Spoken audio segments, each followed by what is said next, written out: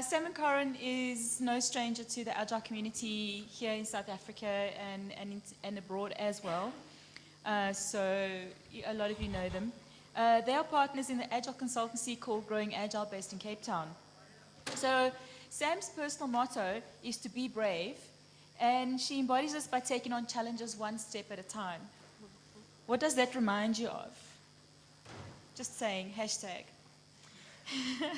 And Karen's entire career has been in software development with a significant focus on Agile, and has had enough experience with waterfall projects and environments to understand what the limitations are. So I've known Sam and Karen for quite a few years, and in fact it was Karen who was my Scrum trainer when I first did my Scrum Master course in 2010. Today they're going to be telling us about distributed teams. So is anyone there dealing with distributed teams? Please welcome Sam and Karen with Is Anyone There Dealing with Distributed Teams?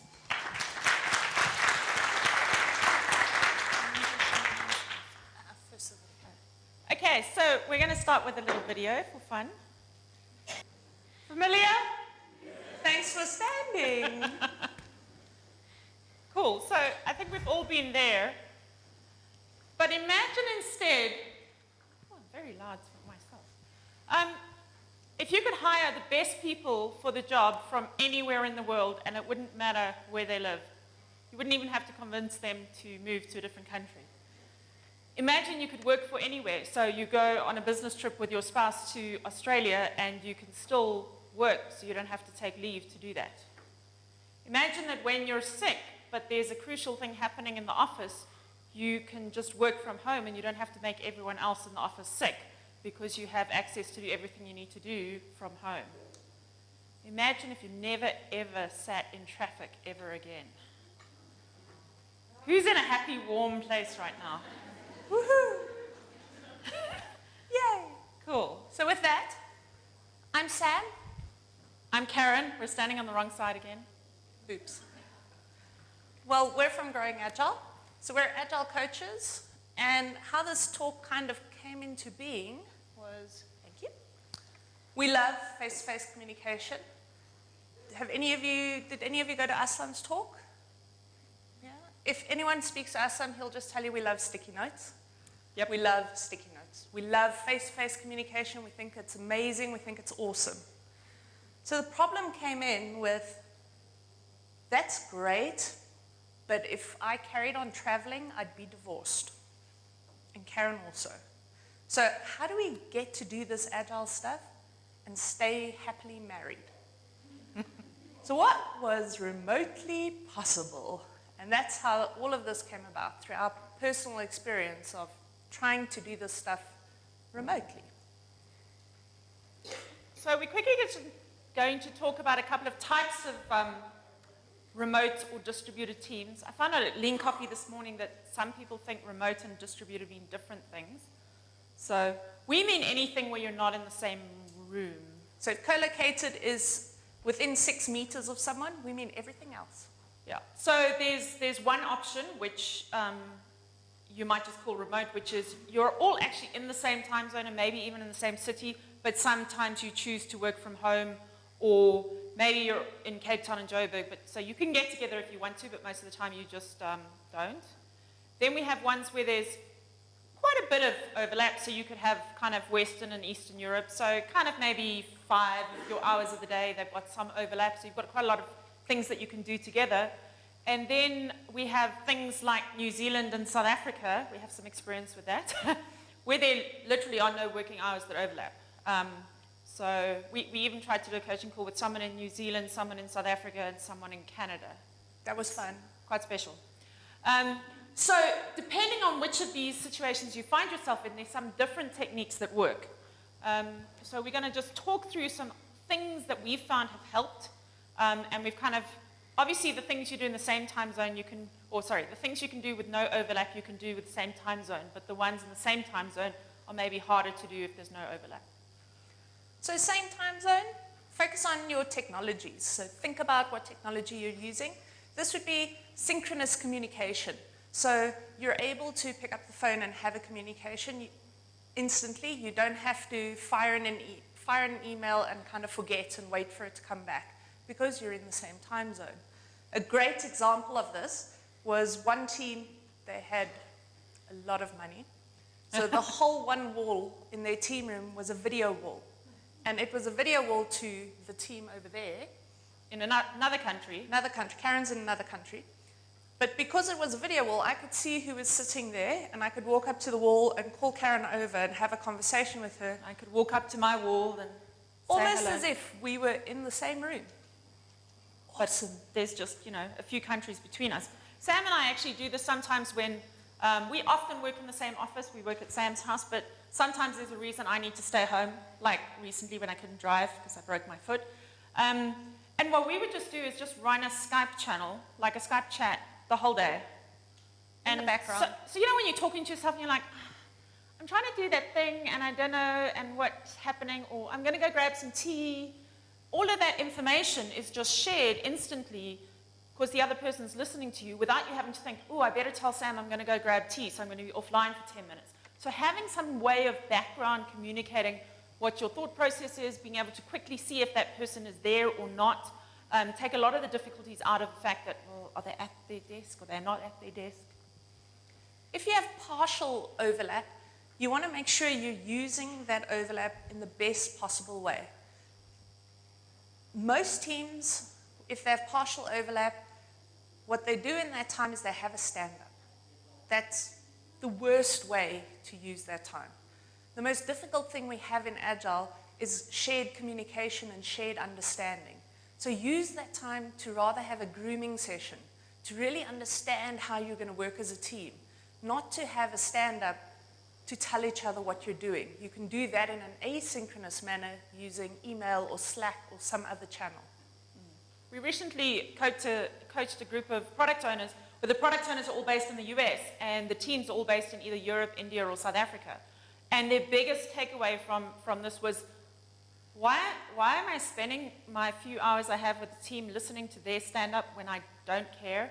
And they changed that immediately to rather spend the hour or two that's overlapping to do backlog grooming sessions. They realized as product owners that's the most valuable time they could spend with the team. And if the team needed anything from them from their stand-up, they'd send them an email or type a message in Slack that they could get to later. So that's the asynchronous communications. So I'm going to talk about the video, which is in no overlap, because it also works for the partial overlap for the parts that you're not overlapping. So for things like, a lot of people also want to use it for a review or a demo. It's much easier for you to create a video of what the team's done and send that on and get feedback on that video than it is for you to use your very valuable 2-hour overlap time to have that demo. Because then people can watch that video over and over and over again and send you a list of things that you can then, in your 2-hour overlap, talk about. Imagine you leave this conference and you go back to work and you have to tell someone what our talk was about, and you have to now write up an email to explain to them what the talk was and then send it and hope sure they understand the context. What if you could just link to the video that's being recorded and say, hey, this was really cool, you might have some ideas. Less effort for you, much higher bandwidth communication. Another idea, if you're in 2 totally separate time zones, think New Zealand, South Africa, and you're working on one team, at the end of your day, take a video of your stand-up and send that to the other team. The first thing they do is they watch the video. They automatically now get the context of where you were. They also get body language, your mood, your facial expressions, all of that yummy stuff. And at the end of your day, you then do a video. It's a much richer form of communication than typing everything in an email. It's interesting that we share this as a tip for if there's no overlap in time zones, because the first team we heard doing this were actually all working in the same office. But they approached us with the problem that how do we have a stand-up when none of our teams work at the same time? We're like, well, how do they not work at the same time? Well, we run a 24-hour testing shop, and so we run 3 8-hour shifts. And so at the end of my shift, a new team starts and takes over the tasks mid-task that I was doing, and when I come back 16 hours later, 16 hours of work have happened.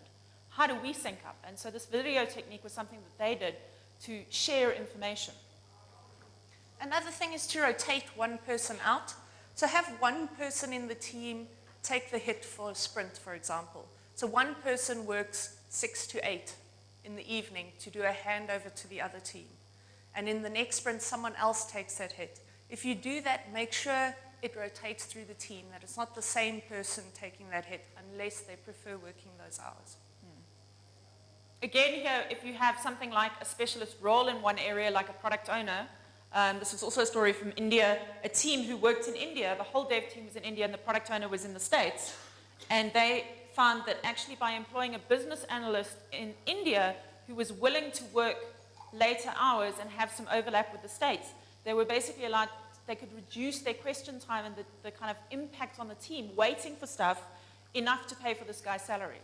So they highlighted how long it was taking every time the dev team had a question and had to wait 24 hours before they could get an answer and then do anything on it. So instead, having one person bridge that gap really made it a lot easier for them. I'm just going to quickly talk about the teams and sub-teams. If you are working in a big team and you're trying to all work from all over, a good technique, I think Buffer used it, they had a great article recently, is sub-team on one story with people in a similar time zone.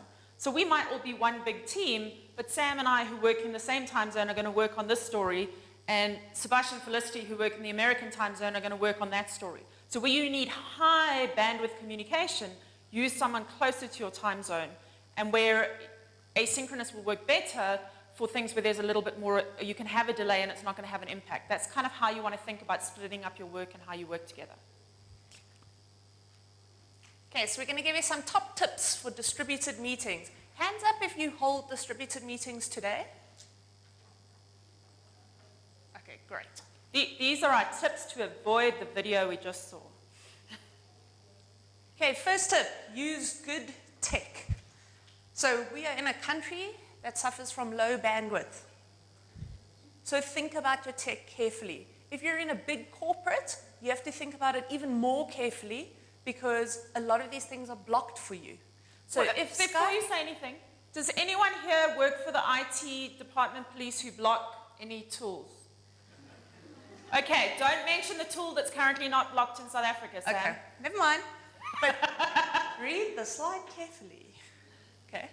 So think of things like headsets. Invest in headsets that have little speaker things so that you've got better sound and better quality sound over the line.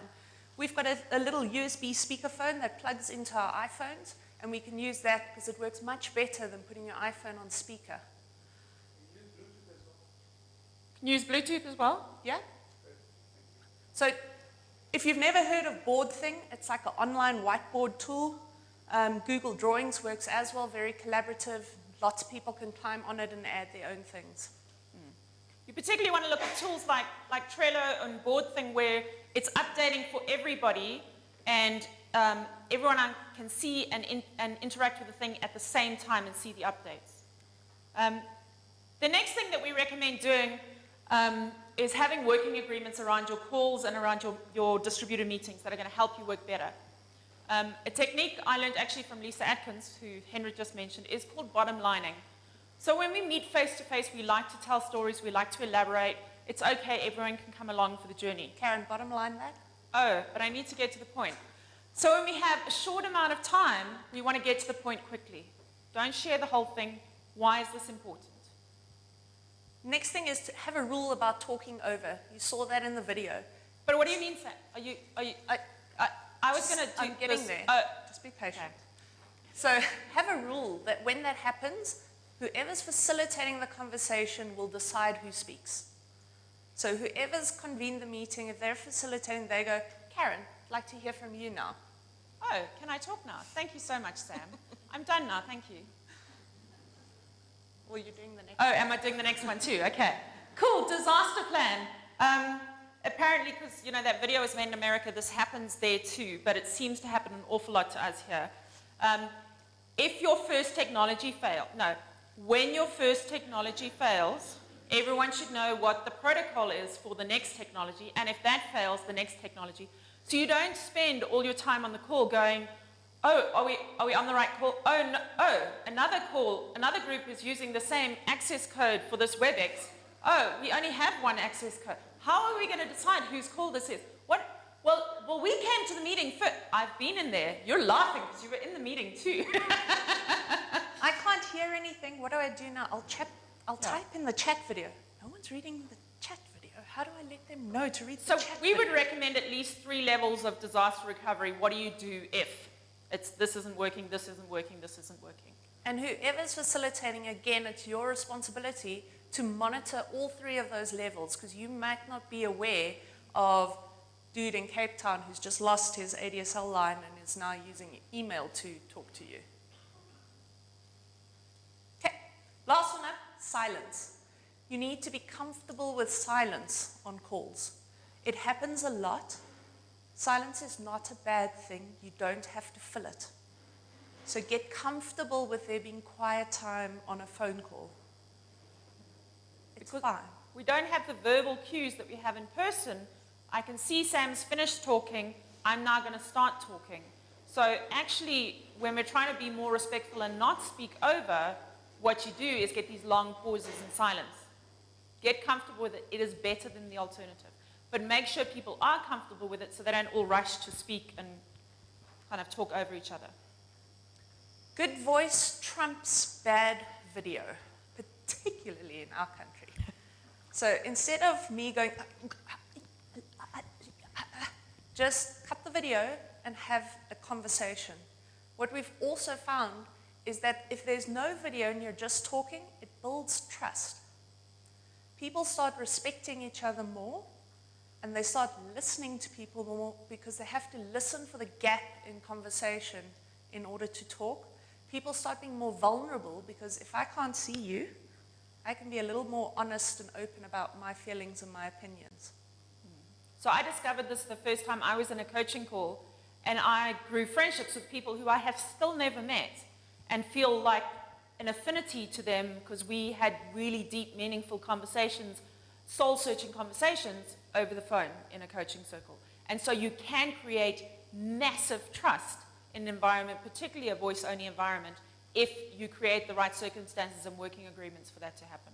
If you're facilitating a distributed meeting, you can use both of these very well. So I've attended a retrospective where there was face-to-face communication and then there was a brainstorming session. And so everyone's video was switched off during the brainstorming session so that you could think by yourself and put things up without feeling pressure from anyone or without anyone looking at your puzzling face or your thinking face.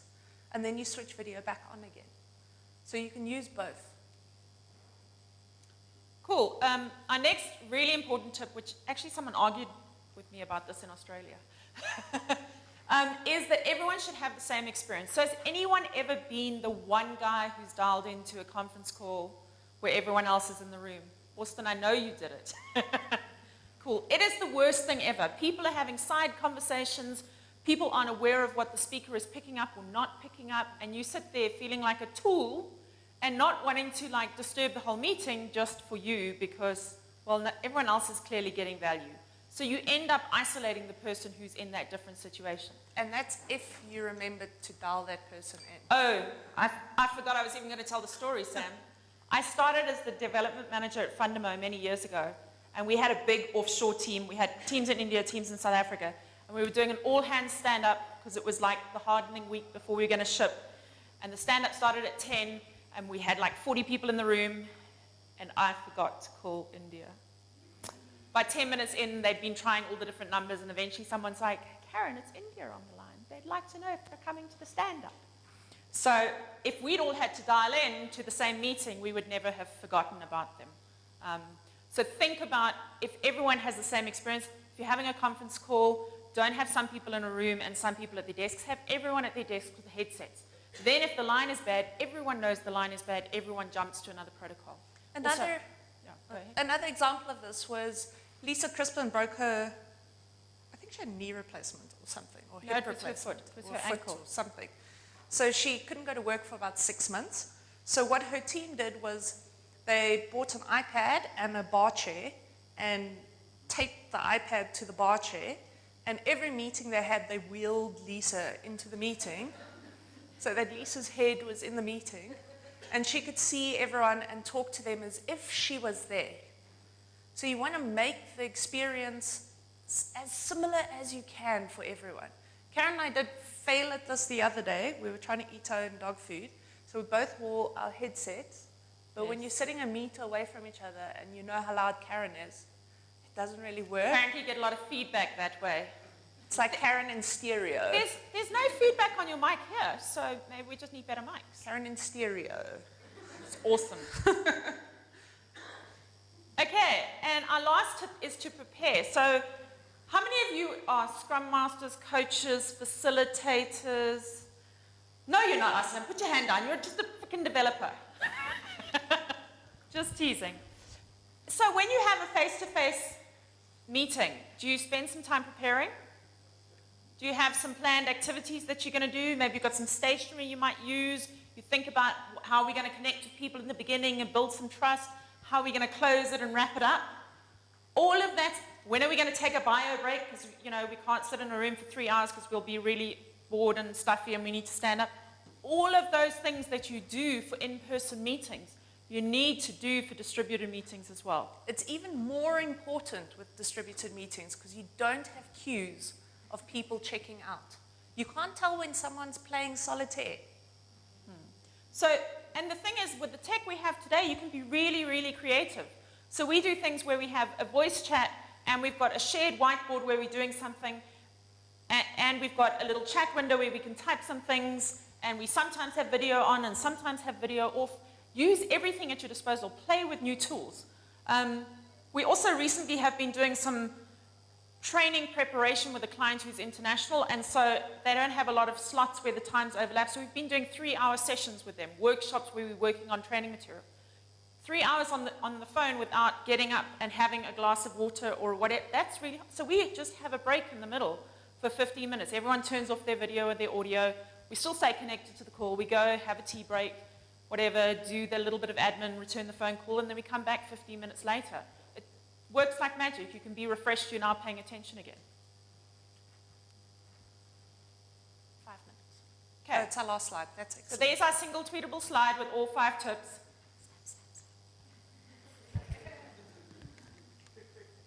Questions? Yes.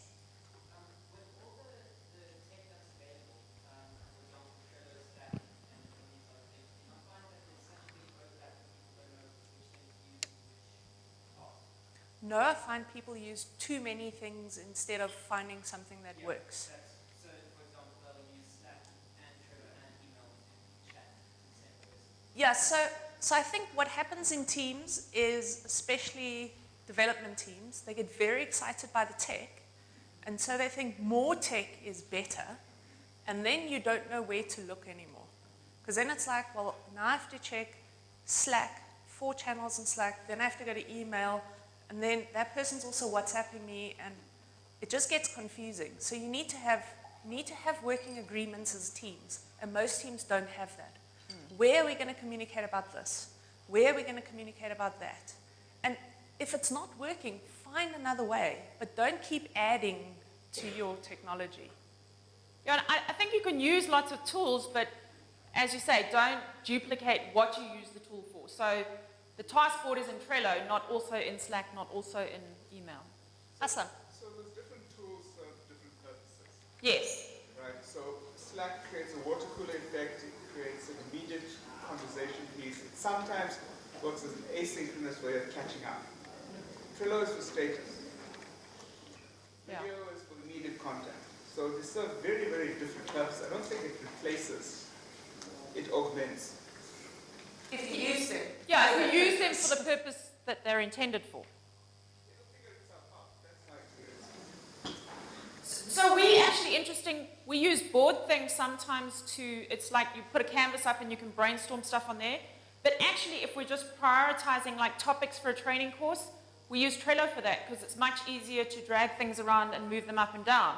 So we actually use Trello for something we could use board thing for in a specific instance because we found it works better. So sometimes we use things for different purposes. I think in terms of distributed stuff, like these top 5 tips, the hardest part of distributed is collaborating with code. And so that speaks directly to the XP engineering practices, continuous integration, continuous delivery, tests, etc., etc. Yeah. Shared code base in the cloud, shared build systems on the cloud, all of those things. You can't do it in-house. You try to VPNs. We've been through an organization now which has taken 7 weeks in a 12-week project to set up a VPN. So these are the challenges that we have. And for all the tech that we put down and all the agreements we do, developers need to collaborate on code. Yeah, absolutely. We are not speaking from that point of view because I don't think Slack existed when I last touched code. So we're talking about how we work with teams on a variety of different things. Not all software teams, not all code stuff. So yeah, this is not necessary. I agree with all of those things for code, but if you want help with that, you see the man in the corner.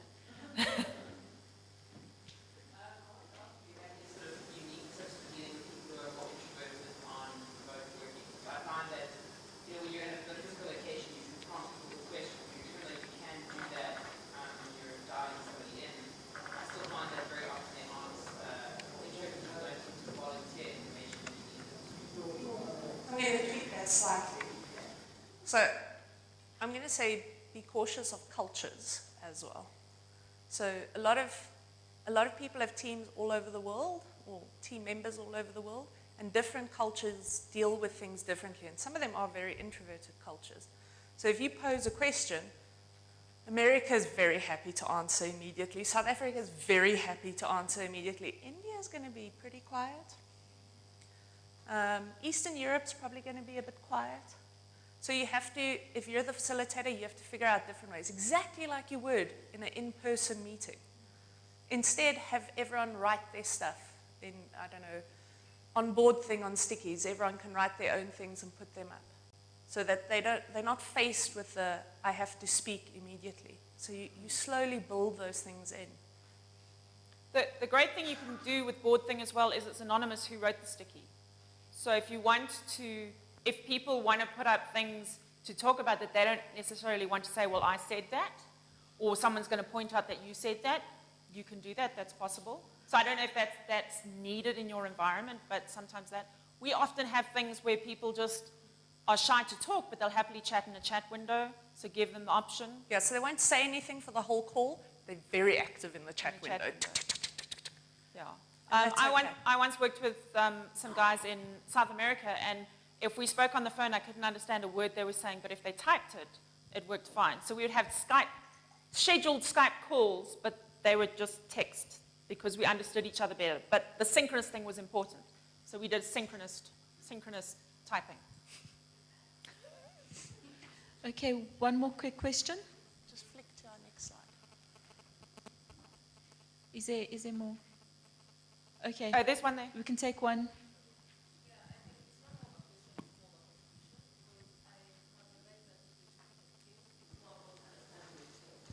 Nothing, there's no silver bullet here because as the state councillors will be about the changes in the Asia where they were having such a low estimate of what they were saying, and so it needed us to use the overlap time, we have like 4 hours overlap, but we have to use that time for stand-up and discussing some issues. And after some time they got more courage to talk when they got to talk more. And after that it was okay to do other things like people are saying. So I think it just depends on the team, how you start up, and then afterwards things can change. But as long as you pass through that rapport when you're starting and get everyone communicating, then it's fine to just continue. But I think the initial, just make sure everyone is comfortable and willing and courageous enough.